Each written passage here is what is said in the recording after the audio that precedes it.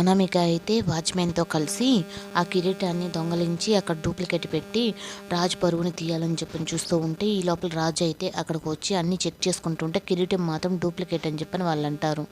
ఈ లోపల అక్కడికి కావ్య అయితే వచ్చేసి అందరి ముందు ఎవరిని ఏ మాట మాట్లాడుతున్నారు అని చెప్పనని అప్పుడు ఒరిజినల్ కిరీటం అయితే వాళ్ళకైతే ఇస్తుంది.